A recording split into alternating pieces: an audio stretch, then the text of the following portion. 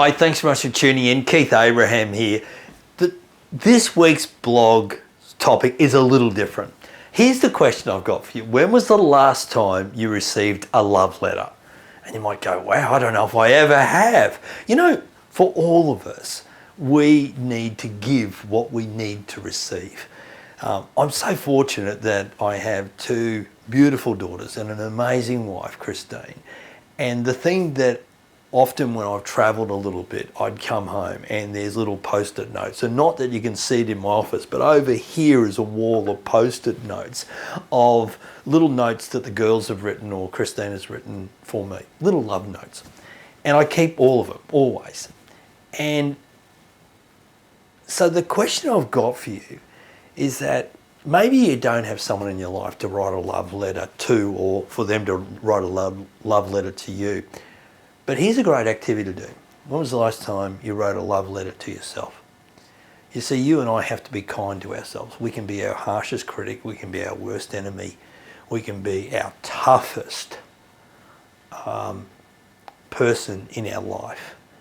And yet, so often we need to stop from time to time and write that note to ourselves and tell us all the things that we are good at, that we are moving and growing, and look for the things that are going right, not the things that are going wrong. Because when you stop and think about the things that are going right and the things that are going well, you all of a sudden fall back into love with yourself. And it's really hard to love someone else when you don't love yourself. And so the opportunity to stop and write a love letter to yourself sounds a bit weird, and let me tell you, it does feel a bit weird when you do it. But when you do it and you reread it, the byproduct of that is that you have an overwhelming sense that you are enough. And you are enough.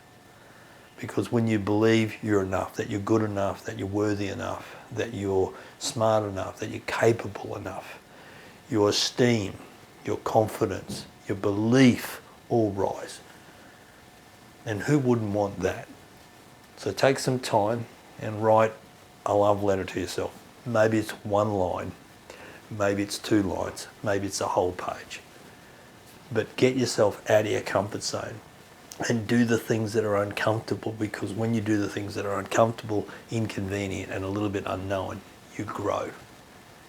And you and I need to grow for the people who mean the world to us.